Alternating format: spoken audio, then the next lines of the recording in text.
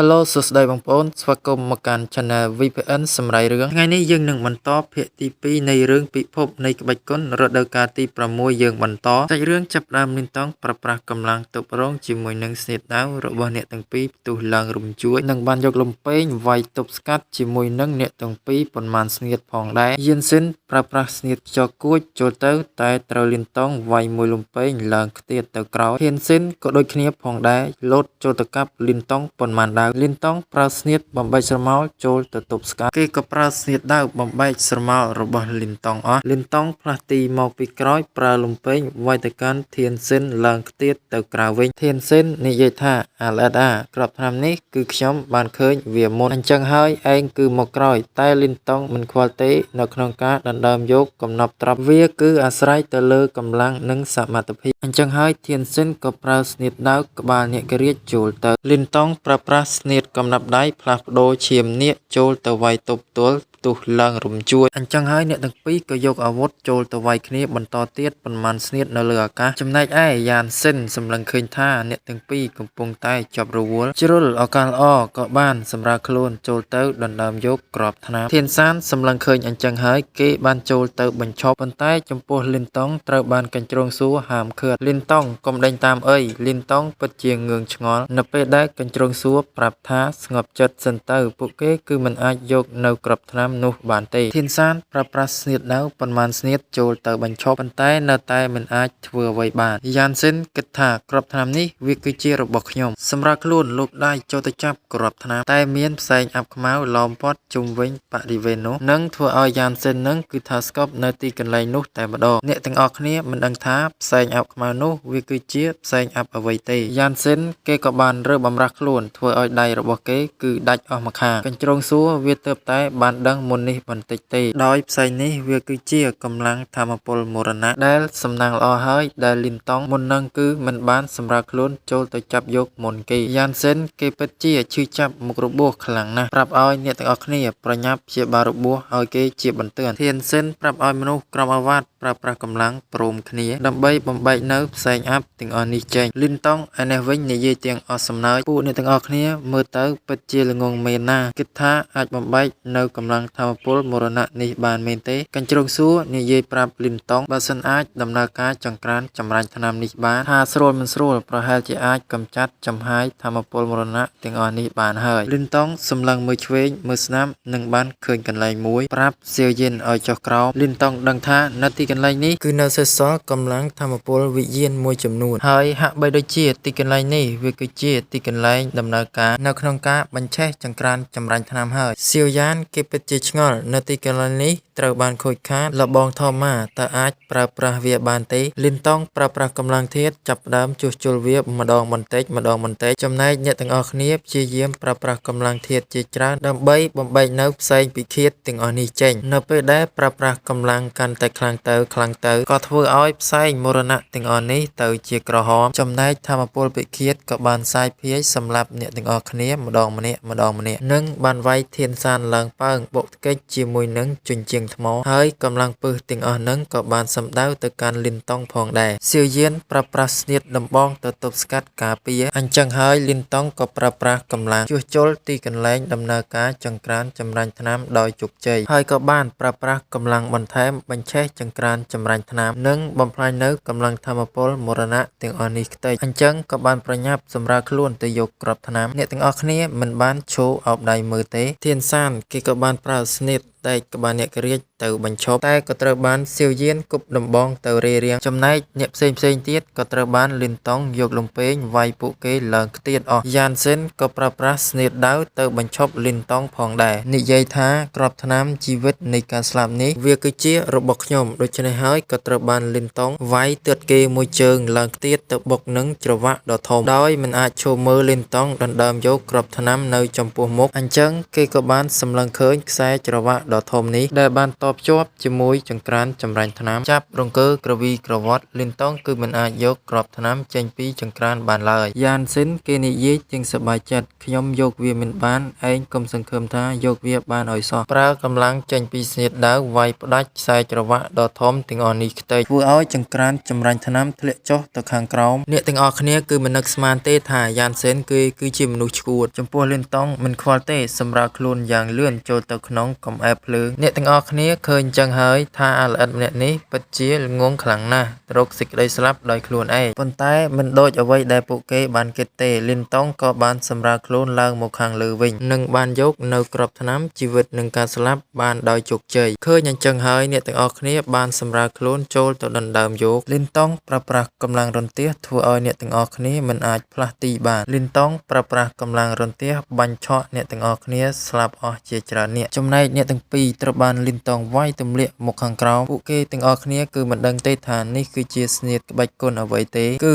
ពិតជាគួរឲ្យខ្លាចណាស់មិនឲ្យខាត់ពេលច្រើនលីនតង់ក៏ចាក់ចេញទៅអ្នកទាំងអស់គ្នាពិតជាខឹងណាស់លីនតង់ខ្ញុំគឺមិនលើកលែងឲ្យជីវិតរបស់ឯងឡើយបន្ទាប់ពីសម្រាលខ្លួនចាក់ចេញទៅយ៉ាងយូរអ្នកទាំងពីរក៏បានសម្រាលខ្លួនមកដល់ទីកន្លែងនេះលីនតង់មានអារម្មណ៍ថាអស់កម្លាំងប៉ុន្តែវាគ្មានបញ្ហាអ្វីធំដុំទេកញ្ជ្រោងសួរចេញមកនិយាយបន្តថាលីនតង់តើឯងមិនចង់រស់ទេអីថាភ្លើងនោះវាគឺជាភ្លើងខាងវិញ្ញាណនៅក្នុងការចម្រាញ់ថ្នាំហើយកុំតើឯងមានត្រានិមិត្តសញ្ញាការពារនោះឯងប្រកាសជាត្រូវស្លាប់ហើយលីនតង់មិនខ្វល់ទេយកគ្រាប់ថ្នាំជីវិតនិងការស្លាប់ចេញមកខ្ញុំគឺបានសន្យាជាមួយនឹងឯងហើយថានឹងយកគ្រាប់ថ្នាំមួយនេះឲ្យតតែបានអញ្ចឹងហើយកញ្ជ្រោងសួរវាបានប្រែទឹកមកយកគ្រាប់ថ្នាំមកពិនិត្យមើលប៉ុន្តែវាមិនលេបនៅពេលនេះទេអ្នកទាំងពីរពិតជាឆ្ងល់ហេតុអ្វីបានជាមិនលេបវាកញ្ជ្រោងសួរនិយាយថាបើសិនលេបគ្រាប់ថ្នាំនៅពេលនេះគឺត្រូវចំណាយពេលវេលារយៈពេលជាច្រើនខែនៅក្នុងការចម្រាញ់រាងកាយហើយនៅពេលនេះវាគឺមិនមែនជាពេលវេលាល្អ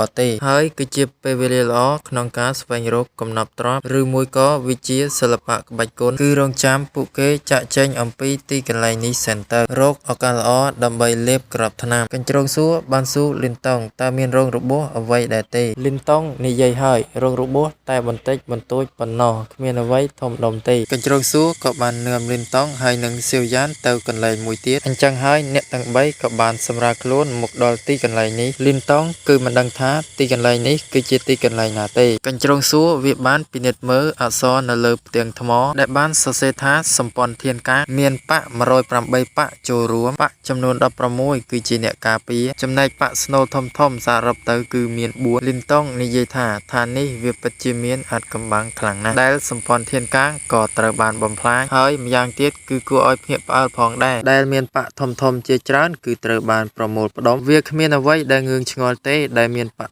ធំជាច្រើនគឺបានចូលរួមធ្វើជាសមាជិកធានការប៉ុន្តែកញ្ជ្រោងសួរគិតថានៅទីកន្លែងនេះមើលទៅគឺជាសាខាមួយនៃសម្ព័ន្ធធានការតែប៉ុណ្ណោះលីនតង់គឺមិនចង់និយាយអ្វីច្រើនទេហើយមើលទៅនៅខាងក្នុងប្រកាសជាមានសិភៅវិជ្ជាគុណឬមួយក៏កំណប់ទ្រព្យដែលមានតម្លៃផ្សេងទៀតជាច្រើនហើយកញ្ជ្រោងសួរបាននិយាយបញ្ជាក់ថាទោះបីជាសម្ព័ន្ធធានការត្រូវបានបំផ្លាញក៏ដោយប៉ុន្តែពួកយើងគឺមិនអាចមើលស្រាលបានទេត្រូវតែប្រយ័ត្នប្រយែងឲ្យបានខ្ពស់នៅពេលដែលពួកគេបានដើរចូលទៅខាងក្នុងមានរូបសម្បត្តិជាច្រើនកែភ្នែកបានបញ្ចេញពន្លឺកញ្ជ្រោងសួរនិយាយថាលីនតង់តើឯងមានអារម្មណ៍យ៉ាងម៉េចដែរលីនតង់និយាយថាចាប់តាំងពីពួកយើងបានដើរចូលមកខាងក្នុងគឺដូចជាមាននរណាគេម្នាក់សង្កេតមើលពួកយើងចំណែកឯសៀវយ៉ានក្រឡេកមើលទៅខាងក្រោយច្រកទ្វារដែលគេបានដើរចូលមកគឺបានបាត់ទៅណាហើយលីនតង់គិតថានៅទីកន្លែងនេះពិតជាចម្លែកខ្លាំងណាស់ភ្លាមគឺមានសំឡេងនរណាគេម្នាក់ស្រែកនៅចំពោះមុខអ្នកទាំង3ក៏បានប្រញាប់រត់ទៅមើលអញ្ចឹងនៅខាងមុខនេះគឺជាមនុស្សដែលប្រយុទ្ធជាមួយនឹងព្រលឹងខ្មោចទោះបីជាពួកគេ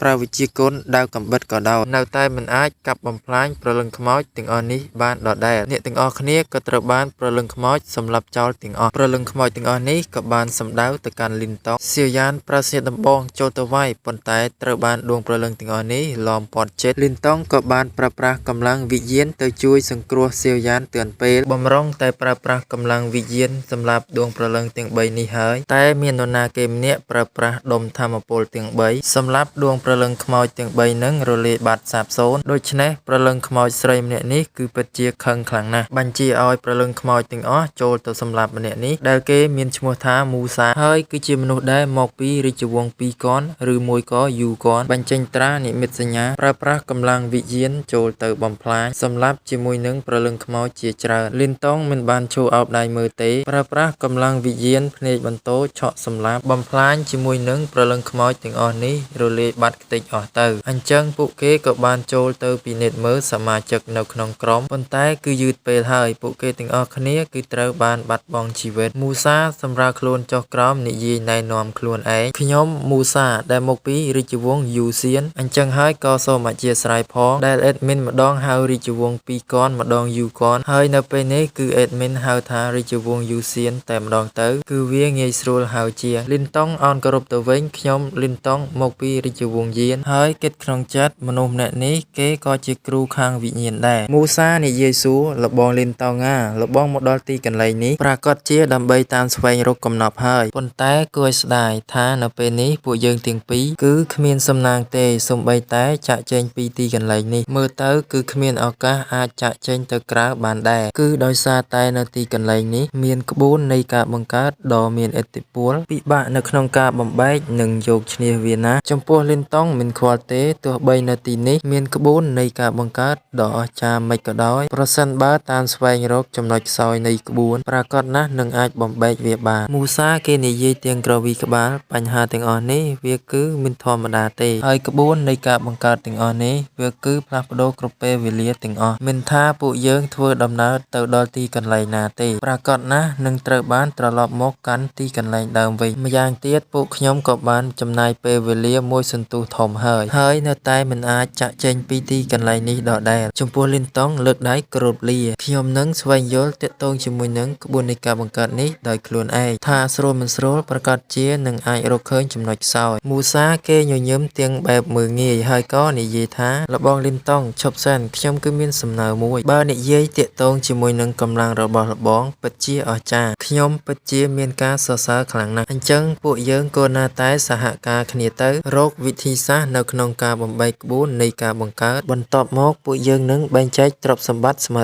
ៗគ្នាចំពោះលីនតុងបាននិយាយអរគុណទាក់ទងជាមួយនឹងសំណើរបស់មូសាពិតជាល្អខ្លាំងណាស់ប៉ុន្តែទោះបីយ៉ាងណាក៏ដោយខ្ញុំនិងអាប្អូនខ្ញុំម្នាក់នេះគឺមិនដែលសហការជាមួយនឹងអ្នកដទៃទេម្យ៉ាងទៀតបើទាក់ទងជាមួយនឹងការស្វែងរកកំណប់វាគឺអាស្រ័យទៅលើសមត្ថភាពរបស់មនុស្សម្នាក់ៗហើយនៅក្នុងការបែងចែកទ្រព្យសម្បត្តិនោះគឺវាពិបាកនៅក្នុងការថ្លឹងថ្លែងមូសាគេមិនបានបង្ខំលីនតុងឲ្យសហការជាមួយនឹងគេឡើយអញ្ចឹងហើយលីនតុងគេក៏បានចាក់ចែងមូសាគេខឹងខ្លាំងណាស់ម្នាក់នេះគេពិតជាក្អេងក្អាងមិនយូរមិនឆាប់ខ្ញុំនឹងផ្ដល់មេរៀនឲ្យគេបានដឹងហើយសាច់រឿងរបស់យើងនៅភាគទី2ក៏ត្រូវបានកាត់ស្លេះតែប៉ុណ្្នឹងដែរហើយយើងនឹងវិលមកជួបគ្នាម្ដងទៀតជាមួយនឹងភាគថ្មីបន្តបន្ទាប់ទៀត